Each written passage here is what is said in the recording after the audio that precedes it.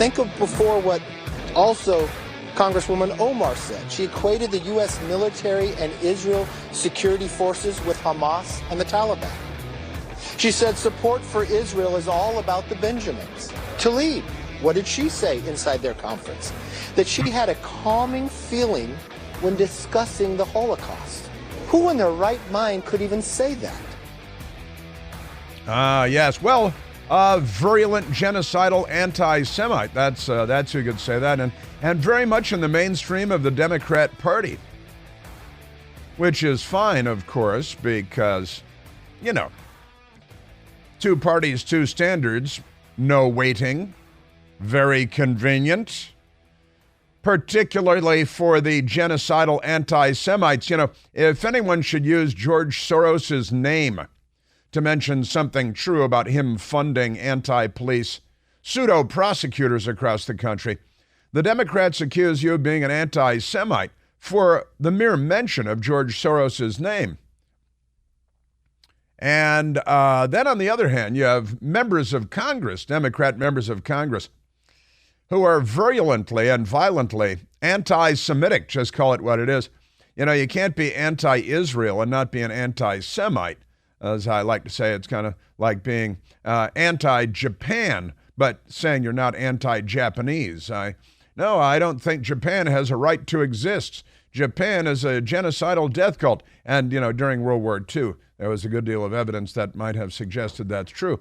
And then, thanks to us, they got better. And we even let the emperor live. We're very, very generous people. But we got Rashida Tlaib and we've got Pramila Jayapal. And they are really something. Let me tell you something. And that was a good summary there that we just had to open the big radio broadcast. Happy Tuesday to you and welcome. There's a great deal more than Democrat Party anti-Semitism, which is rampant.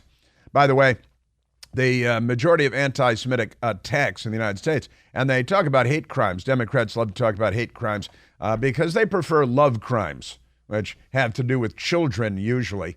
Keep them away from the children. But most of the hate crimes that we find, New York City, anti-Semitic hate crimes. That's what they are.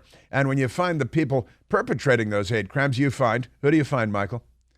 Democrats. That's who you find, Democrats. The New York Times tried desperately, pleading with the NYPD to provide them with an example of some kind of a MAGA hat wearing, something or other. And they couldn't find one. There wasn't a single one, not one, in the pantheon of anti-Semitic hate crimes in New York City, where the lion's share, you will find, of hate crimes are taking place. But never mind that. The Democrat Party is the party of anti-Semites, and they've got a safe space there, don't they, in the Democrat Party? Although, what was it, more than 40 Democrats signed on to a letter yesterday. Was it claiming that Hunter Biden's laptop was Russian disinformation?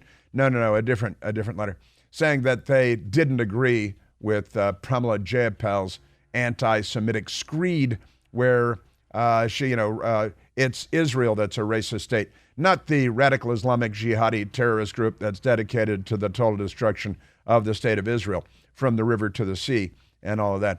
Now, they're not the racists in the conversation. The one nation, the one government in that region of the world that allows an ethnic and religious mix. There are Christians, Jews, and Muslims living together in peace in Israel, and only in Israel when it comes to that part of the world. Everybody has rights and things, but never mind that, because the left is totalitarian and or authoritarian, and that includes members of the Democratic Party in the United States of America. So we've got that, and I've got audio for you on that, because these anti-Semites and all that. But former FBI supervisory special agent confirms IRS whistleblower testimony. The U.S.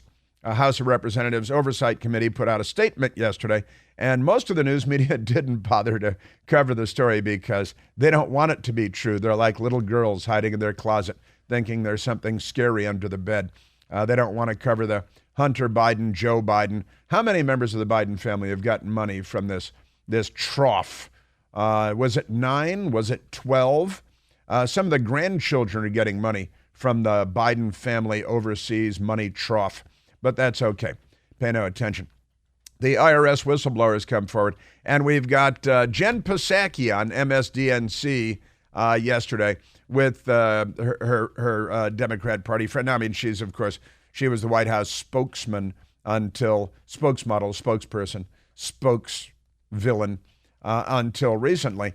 And then she was naturally gobbled up by MSDNC to be a journalist. I'm making quotation marks with my fingers. And she had a show with, a Democrat member of Congress, and they're attacking anyone that would seek the truth on Capitol Hill about the Democrats or the Biden family, because that's not allowed, that's frowned upon, But they've been attacking the IRS people that have come forward as whistleblowers. Now, an FBI supervisory special agent, senior FBI agent, has come forward to confirm the IRS whistleblower testimony that it was the Justice Department and the FBI that put the kibosh on further investigation into Hunter Biden. And so that is going public. And we're going to have Devin Archer, the business associate and friend of Hunter Biden, is going to be testifying under oath on Capitol Hill. That is coming up as well. So we will hopefully learn some more on that. That's the guy who did the shakedown of the Indian tribe for tens of millions of dollars, right? And then got caught. Yeah, Devin Archer. Yeah, I believe that's correct. Isn't he also a cartoon character of a secret agent on a cable channel somewhere? Archer. Maybe that's not Devin Archer. I'm not sure. So the former FBI special supervisory agent confirms the IRS whistleblower testimony. And that means that the news media and the Democrats, but I repeat myself, will have to attack the supervisory special agent, the FBI, along with attacking the IRS whistleblowers, along with attacking the members of Congress to whom the whistleblowers have reported the misdeeds, but pay no attention to that. Also, New York City, they've got a lawsuit ongoing, and now it turns out this is a crazy lawsuit that Black and Hispanic New Yorkers failed the teacher's test. They wanted to become teachers in the public school system, so they took the test, and they failed the test, and then Bill de Blasio got involved while he was the mayor of New York City. And now it's just a crazy $1.8 billion slush fund now for people that failed the test, only if they're Black and Hispanic, not if they're white or Asian. I'm sure white Asian people failed the test too, but they're not the ones that filed the lawsuit, because the test can see your race and your ethnicity. It knows. And so if you're Black or Hispanic, 5,200 Black Hispanic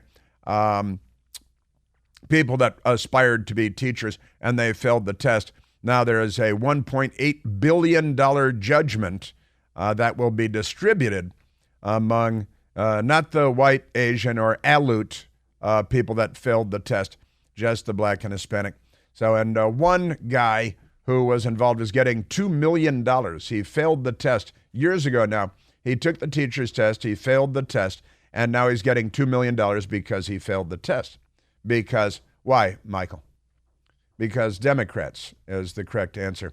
Also in Los Angeles, California, Los Angeles Police Union, the vice president of the police union, put out a memo to the membership, to the police officers, Los Angeles LAPD, and said, leave the LAPD and go someplace where you're appreciated, where the city council isn't anti-you.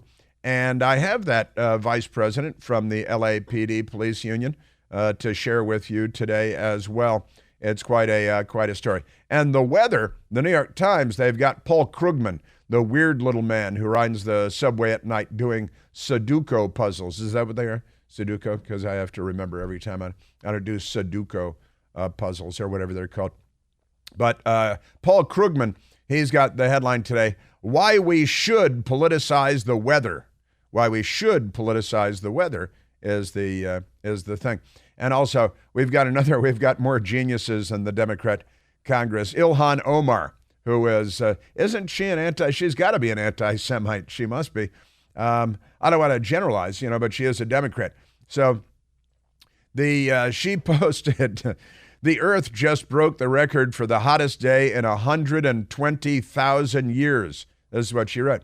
I Googled on my local weather app, and they don't have records going back quite that far, but the Earth just broke the record for the hottest day in 120,000 years. In fact, we broke in on 3 separate days. National climate emergency now. We should have troops in the street with bayonets affixed and military vehicles, and everyone should be on lockdown. It should be like Wuhan, but on LSD with Nazis in charge, because you know how they are. Some people did something? That's exactly right. Her summary of September 11th, 2001. It's pretty amazing stuff. Now, climate.nasa.gov did a quick fact check on Ilhan Omar's tweet, where she said we just broke the record for the hottest day in 120,000 years. Now, that's, Jesus Christ walked the earth about 2,000 years ago. So that's Jesus Christ plus 118,000 years, right? And the Democrats have the weather records. They're carved in stone somewhere. But climate.nasa.gov, the NASA themselves said it is not possible to have accurately measured the daily temperature dating back 120,000 years. So this tweet should not be presented as fact. NASA climate scientists recognize 1880 as the start of modern climate records. What, not 120,000 years ago? Aren't there cave drawings somewhere showing us what the, honestly, and Stephen Miller of the Trump organization with a funny response in tweet. What was the temperature of the globe at 12 p.m. GMT on July 1st? 116,539 BC. That's before Christ, for Democrats, for whom dog is their co-pilot. So we got that. That's I got the Democrats in Congress, between the weather and Israel and whistleblowers. Boy, oh boy. I'm telling you. So we got that. Also, Disney. Disney has had all kinds of really bad ideas. See, they got that Seven Dwarves movie, but they can't use dwarves except for Peter Dinklage and then 6 tall people, because Snow White doesn't have 7 dwarves anymore. They're going to have to change the name of the whole thing, the whole concept, because they're insane, I think is the correct summary. Disney park attendance has plummeted is the headline. Here's why, CEO says. The CEO, I don't think you can depend on the CEO to explain why their attendance has plummeted at their parks, where it costs, I think, $1 million a day to bring your family, something like that. Also in Hong Kong, apparently they've got liberals in Hong Kong too. In Hong Kong, Hong Kongers, that's what people that live in Hong Kong are called, Hong Kongers urged to stare at smokers in disapproving way to help create a tobacco-free city. Hong Kong, wonderful city. I was there only shortly after the communists took over with their bayonets affixed and their rifle butts at the ready. But they're supposed to stare disapprovingly at smokers as a way to lead to a non-smoking Hong Kong. Now, Democrats do that here over almost everything, don't they? Stare disapprovingly over all kinds of things. That's what they do all the time. I mean, just standing still waiting for something to be offended by on a subway train, they stand there staring disapprovingly because they're Democrats. Anthony Fauci. According to Senator Rand Paul, Anthony Fauci in retirement is being treated like a president. Taxpayer-funded security. I've told you about this.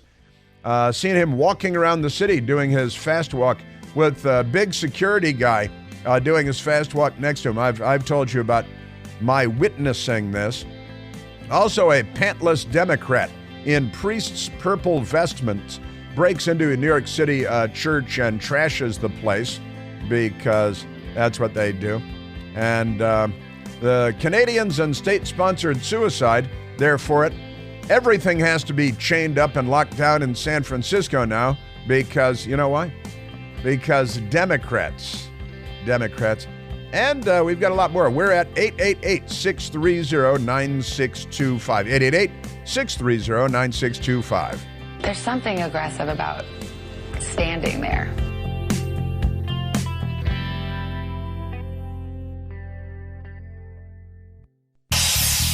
Hey, Chris here with some exciting news. Now you can listen to me live on the WMAL app. Doesn't matter if you're in your car, in the office, on the go. The WMAL app delivers crystal clear around-the-clock news coverage anywhere with cell service or Wi-Fi. So don't miss a second of your favorite shows.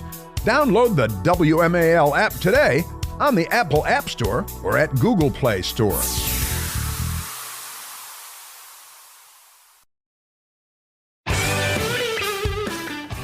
And, of course, when a Democrat member of the House of Representatives, Pramila Jayapal, condemns Israel as a racist state, the New York Times jumps in to call it a gaffe and talks about the hysterical overreaction. It's a hysterical overreaction to a gaffe. Come on. Genocidal anti-Semitism is perfectly mainstream and normal, and siding with radical Islamic jihadi organizations hell-bent on the total destruction of the Jewish state is perfectly normal and fine. I don't know why anyone would take issue with any of that. Pretty amazing stuff. Yeah, the racist, hysterical. There it is. So we'll get into that because these lies cannot stand, honestly. Someone has to call these people on this stuff. Thank God I'm here. Oh, yeah, speaking of which, did you see at the White House yesterday, Kabul Kirby was at the podium, and he was driving his finger into the podium top, like this, driving his fingertip. He's been exercising his fingertip and pounding his finger, and he's angry. And preserving abortion in the military and paying for transportation and giving extra time off is a sacred duty. It's a strange choice of words by Kabul Kirby from the White House podium, no less. Yeah, and the troll Paul Krugman, why we should politicize the weather, because it's a thing, and they should politicize everything. That's the deal with them. That's why they should politicize the weather. And that's what they're bragging about at the New York Times. After officially beginning his presidential campaign, Ron DeSantis was asked about climate change. The story begins. So not only is it an advocacy of politicizing the weather, he opens with an attack on Ron DeSantis because, they got to set him straight on the weather. We've got to take away all your rights and most of your money and disallow you from doing all the things that you're accustomed to doing because the weather, and it's hot in Arizona, He brushed the issue aside. He said, I've always rejected the politicization of the weather. But we absolutely should politicize the weather, Paul Krugman says. In practice, environmental policy probably won't be a central issue in the 2024 campaign. They actually think they're going to change the climate of the planet Earth by seizing more power and abusing it. They don't really think that, do they?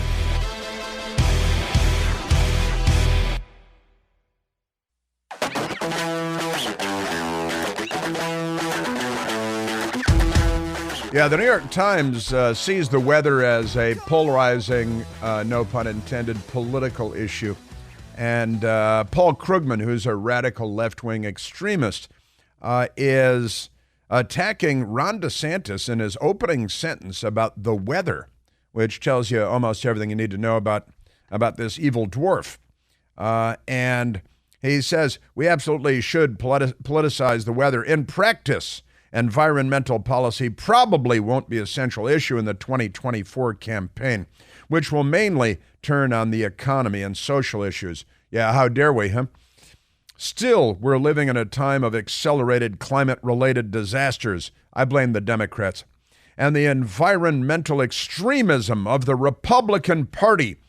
It is more hostile to climate action, meaning authoritarianism, which will not affect the weather at all, than any other major political party in the advanced world.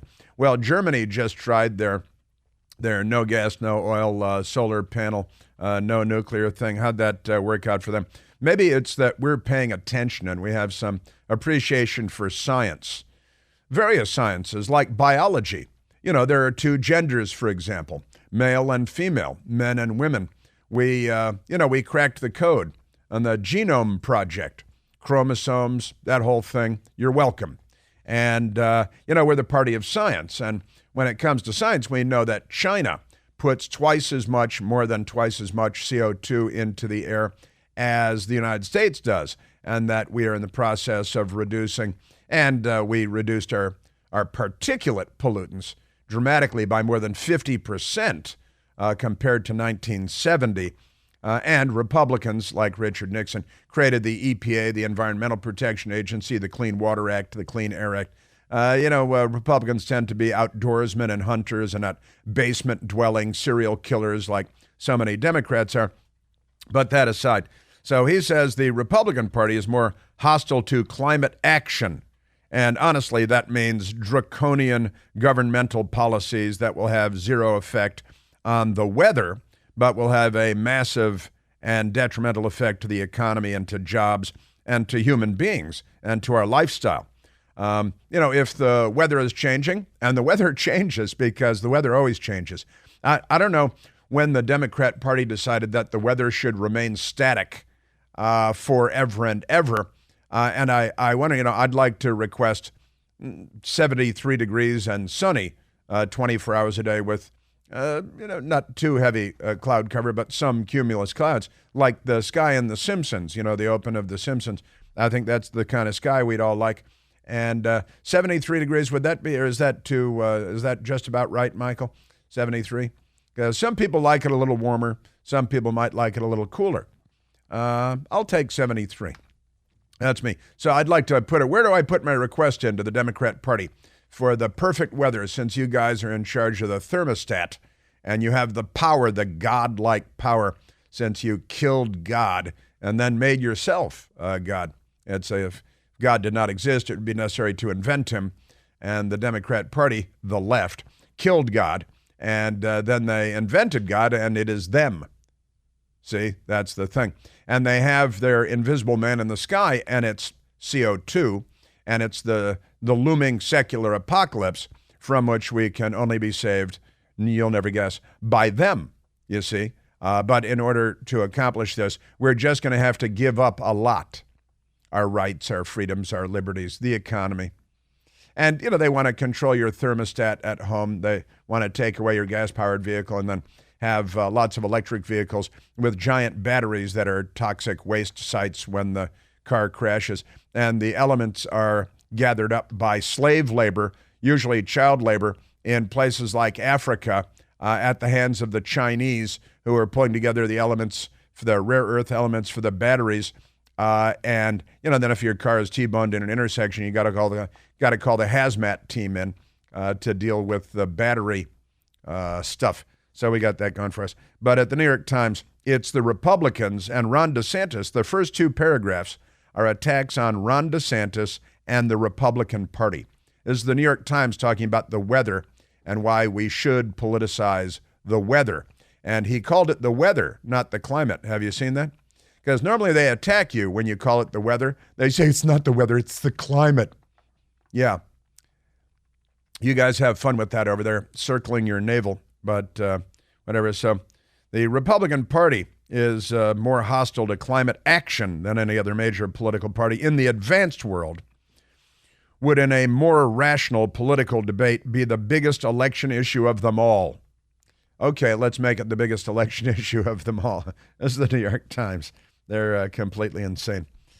Yes, they are. And let's get to Kabul Kirby from the White House yesterday, because John Kirby, retired admiral, was he a 1-star or a 2-star when he retired? And he's the Democrat Party spokesmodel. He was at the State Department, right? And then he's now in charge of lying to all kinds of people about all kinds of things. But he, yesterday from the White House, took on all kinds of weird things, including abortion in the military, because they love abortion. God, do they love abortion. They're crazy for abortion. And if there are any restrictions anywhere, then the military has to accommodate the, it's crazy. So let's get to Kabul Kirby from yesterday at the White House and share a couple of the things that he had to say about abortion access, a foundational sacred obligation. He calls abortion, the snuffing out of an innocent, defenseless human life, sacred. I guess he's not a good Catholic. I'm thinking probably not his lane when it comes to all this. But John Kirby, the National Review, has the story. Pentagon spokesman calls for abortion access, calls abortion access, quote, foundational sacred obligation. Wow, that's a different America altogether, isn't it? The foundational sacred obligation. That's not even Western thinking. But that's Kabul Kirby. So here's Kabul Kirby at the White House yesterday, and he talked about other things as well. And a couple of them were making Michael and I laugh this morning before we went on the radio. Our policies, whether they're diversity, inclusion, and equity, or whether they're about diversity in, did he say diversity, inclusion, and equity? Because I think he got that backward according to the party thing, right? Diversity, it's supposed to be diversity, equity, and inclusion because that's DEI. But if it's diversity, inclusion, and equity, then that is, of course, DIE, which is die. And I've been talking about this forever. It should definitely be diversity, inclusion, and equity. And then it could be Die America because that's their long-term plan. Whether they're diversity, inclusion, and equity. See? Diversity, inclusion, that's die. So your policy is die? Yes, it is. Kabul Kirby yesterday at the White House. Our policies, whether they're diversity, inclusion, and equity, or whether they're about transgender individuals who qualify physically and mentally to serve, to be able to do it with dignity. The transgender die military, which loves abortion because they're the party of death, right? It's the culture of death. They're the left. They're not liberals. They're the left. It makes all the difference in the world. Liberalism is effectively dead in America. It's been killed by the left, and they've co-opted most people that self-describe as liberals, and they've converted them, for the most part, I think, without their knowledge, into leftists. So wait a minute. The military needs diversity, inclusion, and equity, die, and transgenderism, so we can pay for the mental maladies of people that say they want to serve in the military, but I don't think they're there to be romping, stomping, paratrooping, life-taking terrorist killers.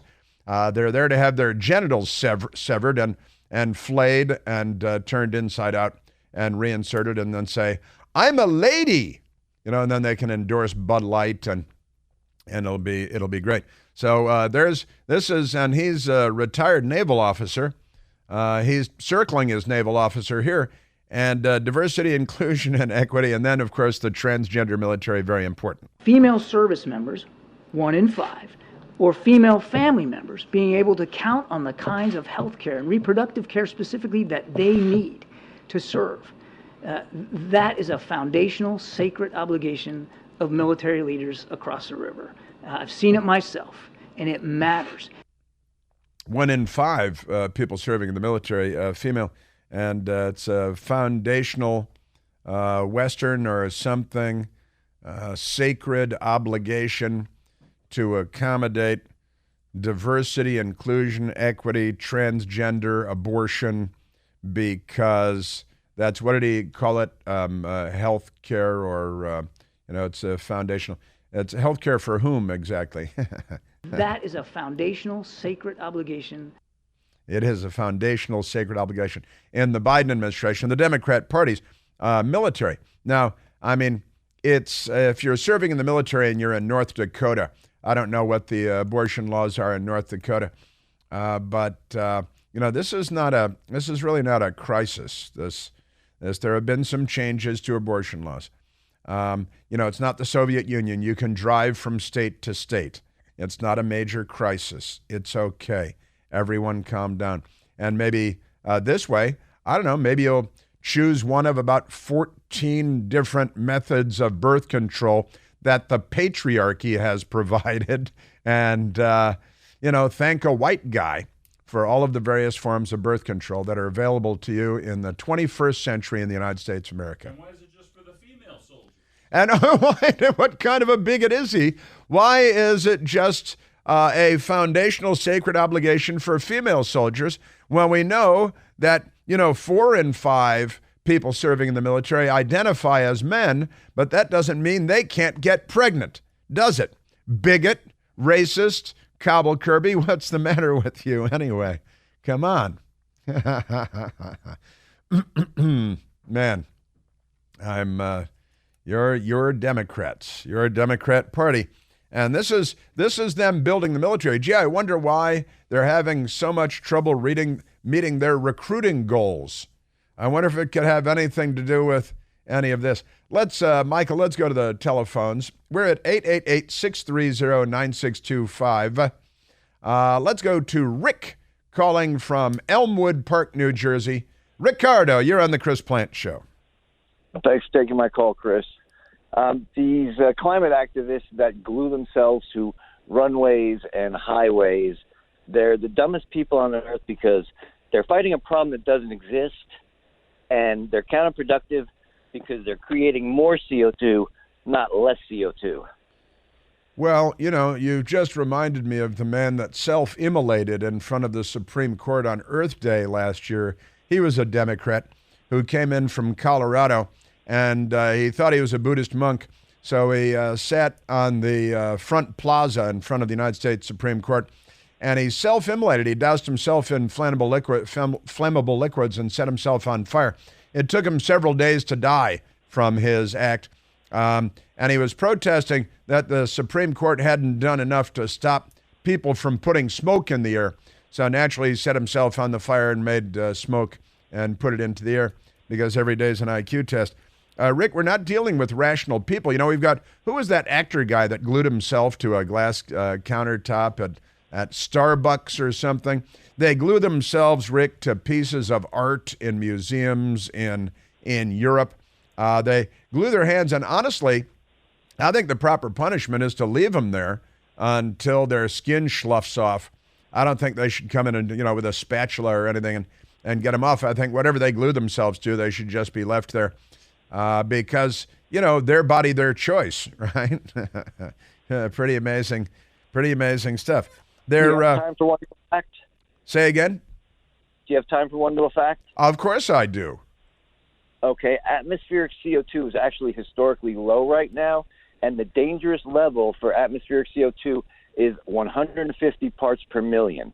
At 150 parts per million, all plant life dies, all animals die, all humans die. Okay, at 150 ppm. I like to use ppm, parts per million, and ppb for parts per billion. But just kidding. So they had 150 parts per million, then all life on Earth would die. Is that correct? That is correct. Plants can't survive at 150 parts per million. And where are we now? 415 maybe.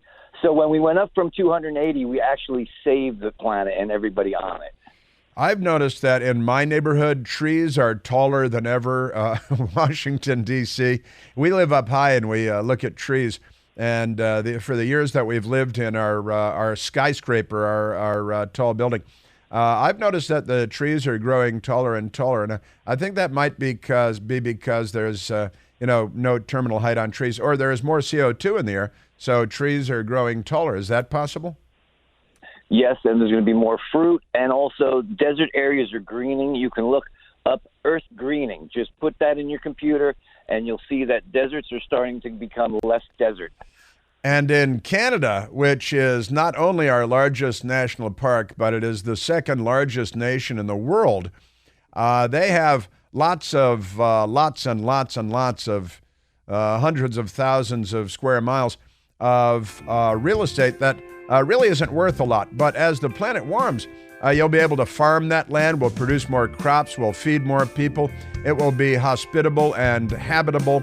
unlike so much of, in particular, northern Canada now.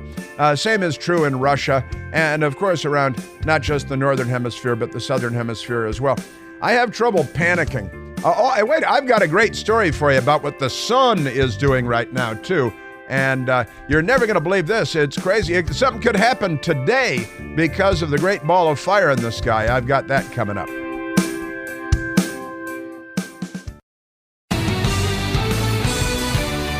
Now, I think Paul Krugman is probably hiding under a couch today because Space.com has the story out of NASA. Cannibal, it's called a cannibal coronal mass ejection, that devoured dark eruption from sun, will smash into Earth on July 18th. That's today. We should start panicking right now. It's really not too early to panic. 2 coronal mass ejections have combined into an enormous cloud of magnetized plasma that is forecast to hit Earth on Tuesday, that's today, and potentially trigger a strong geomagnetic storm. I thought I felt something funny stirring in my loin this morning when I woke up. A cannibal coronal mass ejection birthed from multiple solar storms, including a surprise dark eruption, is currently on a collision course with Earth and could trigger a sizable geomagnetic storm on our planet when it hits on Tuesday, July 18th. That continues to be today. Coronal mass ejections, CMEs, we got to call them CMEs from now on, coronal mass ejections, are large, fast-moving clouds of magnetized plasma and solar radiation that occasionally get flung into space alongside solar flares. Powerful explosions on the sun's surface that are triggered when a horseshoe-shaped loop of plasma located near sunspots snap in half, like an overstretched elastic band. If CMEs smash into Earth, they can cause geomagnetic storms. You know what that means, don't you? It means that Democrats start thinking like normal people. Disturbances in our planet's magnetic field that can trigger partial radio blackouts. Be on the lookout because I'm on the radio right now. This could lead to a partial radio blackout and produce vibrant aurora displays much farther away from the Earth's magnetic poles than normal. So we could see the northern lights. That'd be cool. Hey, bring on more CMEs. I want more CMEs. Can we pay for more CMEs? I want more of those. Superstorm Sandy.